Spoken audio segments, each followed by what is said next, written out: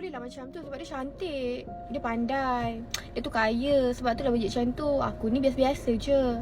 Instead of macam mana nak jadi macam dia Langkah apa aku nak dapatkan macam mana yang dia dapat Usaha apa yang aku kena lalui?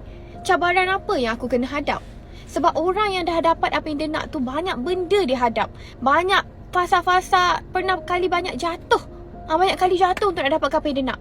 So kalau rasa macam diri tu tak berapa nak sihat, sihatkan badan. Jaga makan, kan? Jaga fizikal, pergi exercise. Rasa bodoh, baca buku banyak. Banyakkan mendengar-mendengar benda-benda yang bagus, bermotivation, berilmu. Kalau rasa gaji tak cukup, dia bolehlah banyak duit, kerja lebih. Macam mana aku nak dapatkan macam mana yang aku nak?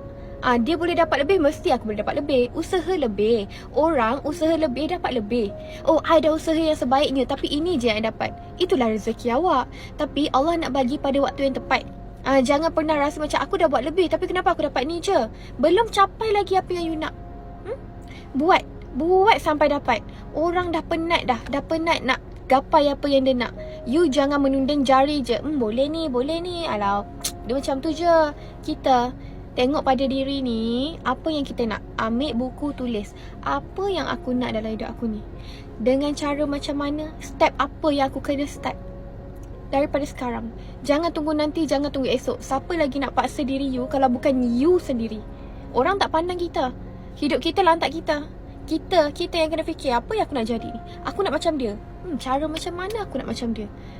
Kena banyak baca buku untuk jadi pandai kot. Oh, kena exercise untuk body cantik. Oh, kena belajar makeup untuk nak nampak confident dengan muka bermakeup. Gitu. Ya. Semua kena ada usaha. Sikit-sikit. Bukan terus berdebuk pandai tak. Belajar daripada journey. Itu yang lagi bagus. Okay?